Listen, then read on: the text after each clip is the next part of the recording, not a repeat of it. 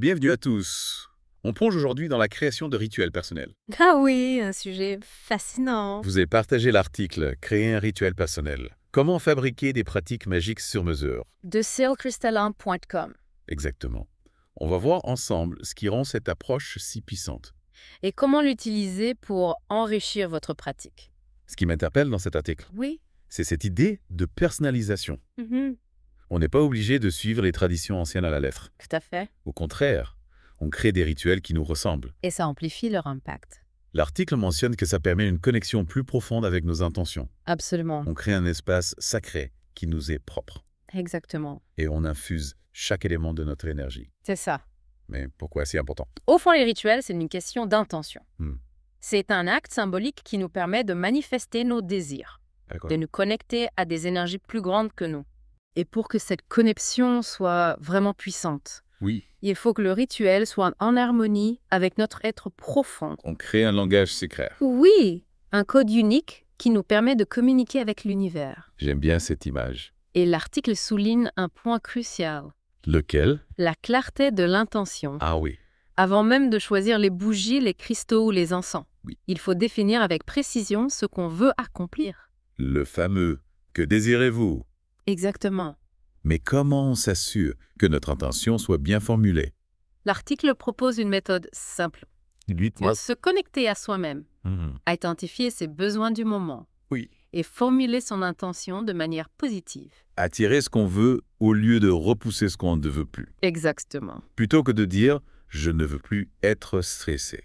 Oui, On pourrait dire « je souhaite attirer la paix et la sérénité ». précisément. Et plus l'intention est spécifique, Oui, plus le rituel sera puissant. c'est ça. Si je veux attirer l'abondance, je précise de quel type d'abondance je parle. Financière, émotionnelle, spirituelle.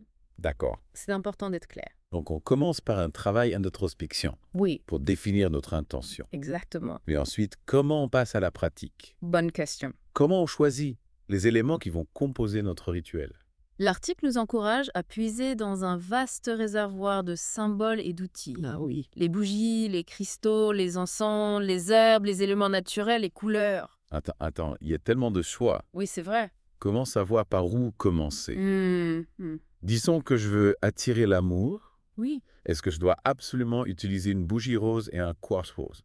Pas forcément. Ah bon, L'important, c'est de choisir des éléments qui résonnent avec vous, d'accord. qui vous inspirent. Il y a des correspondances traditionnelles. Oui, Le rose pour l'amour, oui. le vert pour la prospérité. D'accord. Mais vous pouvez aussi vous laisser guider par votre intuition. Donc si je me sens plus attiré par une bougie rouge et une pierre de lune. C'est tout à fait possible. Ah, d'accord. L'article insiste sur le fait que chaque élément doit avoir une signification personnelle. Il ne s'agit pas de suivre une recette, Non. mais de créer un rituel qui vous ressemble, D'accord. qui reflète votre individualité. Ça ouvre des possibilités infinies. Absolument. Mais comment on fait pour donner du sens à ces éléments? C'est là que l'intention entre en jeu. D'accord. Chaque élément que vous choisissez Oui. doit être chargé de votre intention.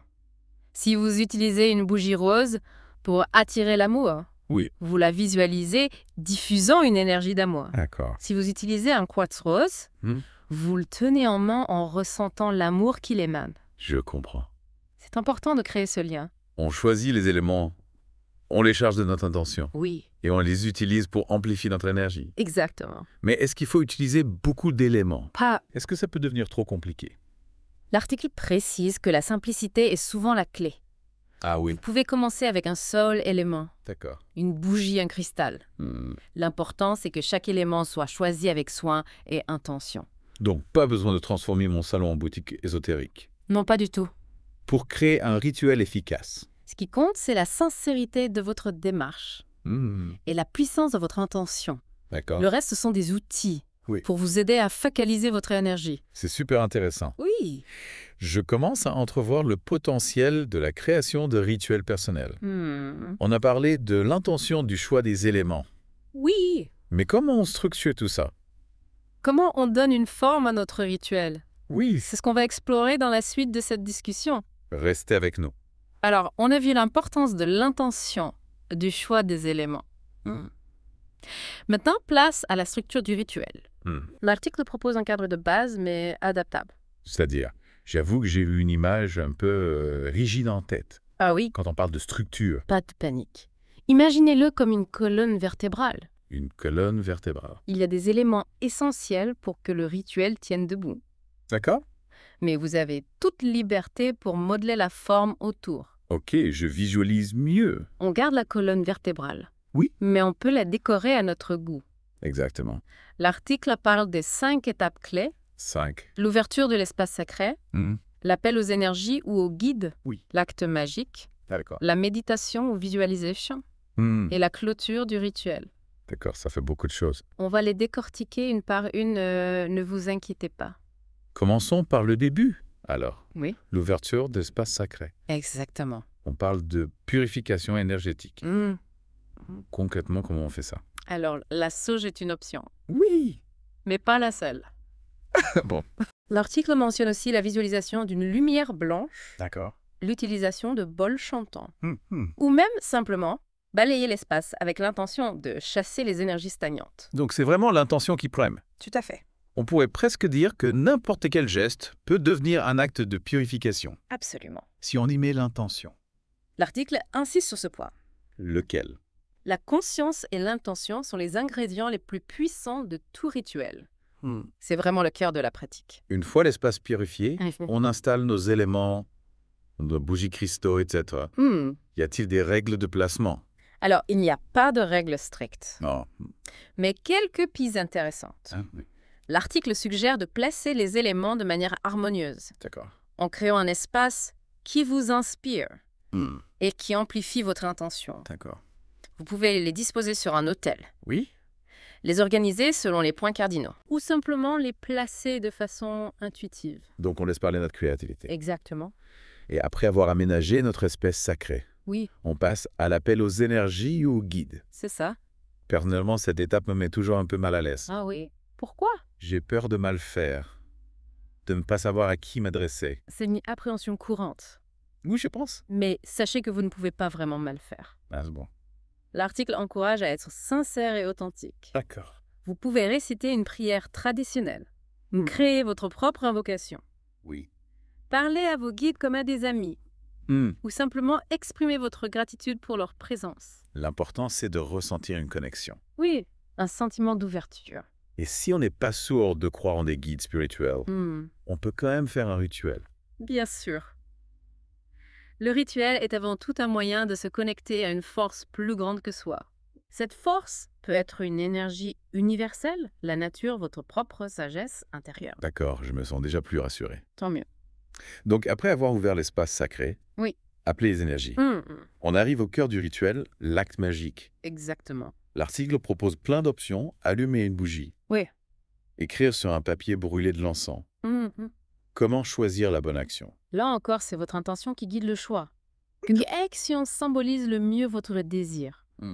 Quelle gestuelle vous permet d'ancrer votre intention avec force? Par exemple, si mon intention est de me libérer du passé, Oui. je pourrais écrire sur un papier tout ce que je souhaite laisser derrière moi et le brûler dans la flamme d'une bougie. Exactement. L'important, c'est que l'acte soit chargé de sens pour vous, que ça résonne en vous. Et après, l'acte magique, Oui. on passe à la méditation ou à la visualisation. C'est ça? J'ai du mal avec la visualisation. Ah oui. Est-ce qu'il y a des astuces? La visualisation, c'est comme un muscle. Un muscle? Plus on la pratique, plus ça devient facile. L'article conseille de commencer par des images simples, de s'aider de supports visuels Oui. et surtout d'être patient. Et si on préfère la méditation? La méditation est un excellent choix pour calmer le mental, D'accord. se connecter à son intuition et amplifier l'énergie du rituel. D'accord. Choisissez une méditation guidée sur un thème en lien avec votre intention ou pratiquez la méditation silencieuse en observant votre respiration. Donc que ce soit la visualisation ou la méditation. Oui, Le but est de créer un état de conscience propice à la manifestation de notre intention. précisément. On passe de l'action symbolique à l'intégration énergétique. Et pour finir, on arrive à la clôture du rituel. Comment on fait pour bien refermer cet espace sacré qu'on a ouvert?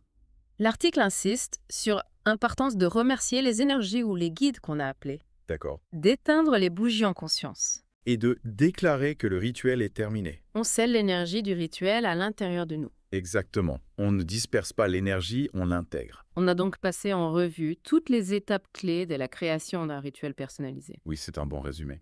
Mais avant de se lancer, est-ce qu'il y a des précautions à prendre? Ah oui, bonne question. On a parlé de jouer avec les énergies. Mhm. Est-ce qu'il y a des risques? L'article aborde ce point avec beaucoup de sagesse. D'accord. On va explorer ces précautions et quelques exemples concrets de rituels dans la dernière partie de notre discussion. Restez avec nous. Alors, on a vu comment structurer un rituel. Exactement. On a vu les étapes importantes. Mhm.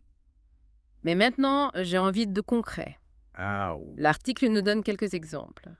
oui, des exemples simples et adaptables. Ça donne envie de se lancer. Absolument. On retrouve le rituel de gratitude, Mhm. celui de purification Mhm. et celui de manifestation. 3 exemples clés. Commençons par la gratitude. On parle souvent de son pouvoir pour attirer l'abondance. Oui, c'est un principe fondamental. L'article propose d'utiliser une bougie blanche, une citrine et un journal. 3 éléments simples et puissants. La bougie blanche, c'est la pureté, la lumière. La citrine, c'est l'énergie solaire, la prospérité. Exactement. Et le journal, c'est l'ancrage de notre gratitude. Dans la matière? Concrètement, on allume la bougie, on prend la citrine en main Oui. et on note dans le journal 3 choses pour lesquelles on est reconnaissant. Facile. C'est ça? L'important, c'est de ressentir la gratitude, sincèrement. De laisser cette vibration positive nous imprégner. Ensuite, on a le rituel de purification, Oui. indispensable pour se débarrasser des énergies négatives. Qui s'accumule au quotidien. Un bon bain chaud du sel de mer, de l'huile essentielle de lavande et une bougie violette. C'est la recette de l'article. Le sel absorbe le négatif, la lavande apaise et le violet favorise la transformation. Exactement. On s'immerge dans ce bain, on visualise les énergies négatives se dissoudre. Et on laisse place à la légèreté et à la paix. Un vrai moment de renaissance. Oui, c'est ça. Et pour finir, le rituel de manifestation. Ah oui? On écrit son souhait sur un papier. On allume une bougie verte et de l'encens de santal. D'accord. On lit le souhait à voix haute. Oui. Et on brûle le papier en visualisant le résultat. Le vert, c'est la croissance, l'abondance. Le santal élève l'esprit. D'accord. Le feu agit comme un catalyseur. Oui. Il propulse notre intention vers l'univers. Ces exemples donnent vraiment envie de s'y mettre. Alors, lancez-vous. Mais l'article insiste sur un point. Lequel?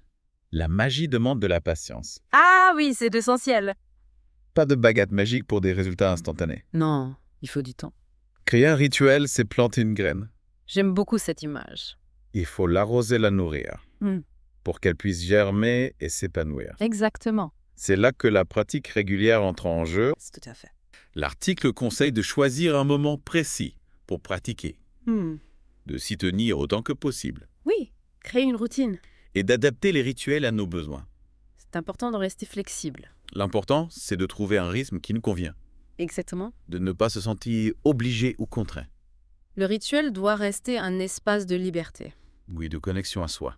On a beaucoup parlé de la forme du rituel, mais l'intention reste le cœur de la pratique. C'est vrai. Un rituel, même parfaitement exécuté, Oui. ne sera pas efficace si l'intention n'est pas claire. Si l'énergie n'est pas là, L'intention, l'énergie et l'action doivent être alignées. c'est ce qui donne sa puissance au rituel. Avant de conclure notre exploration, Oui. l'article évoque des précautions à prendre. Ah oui? On parle de manipuler des énergies. Il faut le faire avec sagesse. L'article met en garde contre la tentation de manipuler les autres, Ah oui. de forcer les événements.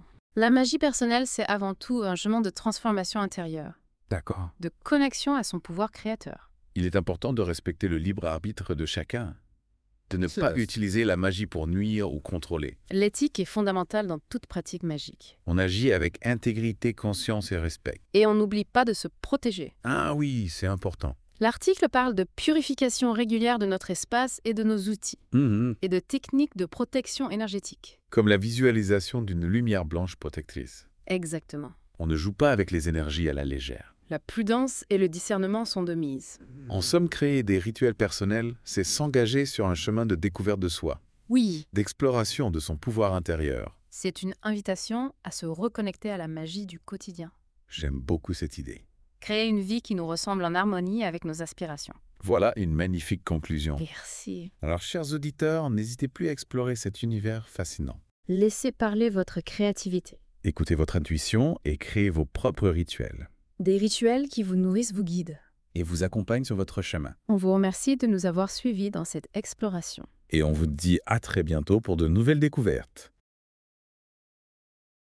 Si vous avez aimé, abonnez-vous à la chaîne et n'oubliez pas de cliquer sur la cloche pour ne rater aucune notification. Vous pouvez également nous suivre sur Facebook et X pour plus de contenu exclusif.